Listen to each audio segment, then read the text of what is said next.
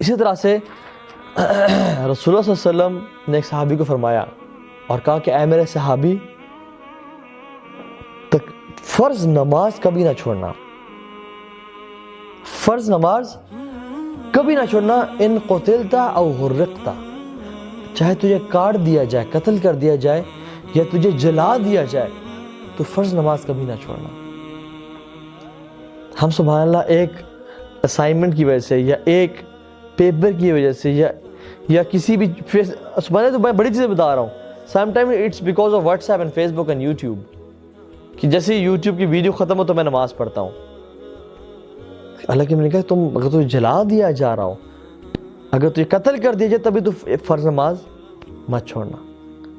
تو المداومۃ علی الفرائض۔ میں کچھ اور چیز بتاتا ہوں۔ عبداللہ بن ابی مکتوم رضی اللہ عنہ، یہ کون سے صحابی تھے؟ جو کہ نابینا تھے، اور جن کی ہی وجہ سے اللہ کے نبی کو اللہ تعالیٰ نے ڈانٹا بھی صحیح، عبس وتولی ان جاءہ الاعمی، ٹھیک ہے؟ تو یہ صحابی رسول اللہ کے نبی کے پاس آئے اور اپنے 3 عذر پیش کیے۔ صحیح مسلم کی روایت میں 3 عذر آتے ہیں، اور کہا کہ یا رسول اللہ میں اندھا ہوں، میرے اور میرے گھر کے مسجد میں بہت فاصلہ ہے، بہت دور ہے، اور مجھے گھر سے مسجد لانے والا بھی کوئی نہیں ہے،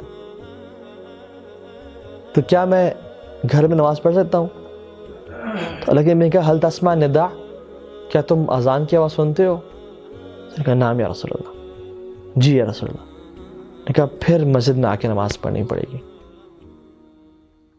وہ چوتھا عذر لے کے آئے، پھر کہا کہ یا رسول اللہ میرے اور میرے گھر کے بیچ میں درخت ہیں، جھاڑیاں ہیں، میں اندھا ہوں، مجھ سے چلا نہیں جاتا، تو یہ اس میں لگ کے میں گر جاؤں گا، اپنے آپ کو نقصان پہنچا دوں گا، کیا میں گھر میں نماز پڑھ سکتا ہوں؟ حالانکہ میں نے سوال کیا کہ حل تسمع نداء، کیا تمہیں گھر میں اذان کی آواز پہنچتی ہے؟ جی یا رسول اللہ۔ جھوٹ تو بولتے نہیں تھے وہ، کیونکہ اللہ کے نبی نے کبھی انہیں جھوٹ بولنا سکھایا نہیں تھا۔ تو انہوں نے کہا جی یا رسول اللہ۔ انہوں نے کہا پھر مسجد میں آ کے نماز پڑھنی پڑے گی، تمہارے لیے اس میں اجازت نہیں ہے۔ 5واں عذر لے کے اور کہا کہ یا رسول اللہ میرے اور میرے گھر کے بیچ میں، کیونکہ مدینہ میں اس ٹائم جانور اور درندے ہوتے تھے، بھیڑی ہوتے تھے، فاصلہ ہے تو اس میں جانور ہوتے ہیں، میں آ رہا ہوں مجھے نظر نہیں آتا، تو کوئی مجھے جانور اپنا شکار نہ بنا لے، اپنا کھانا نہ بنا لے، کیا میں گھر میں نماز پڑھ سکتا ہوں؟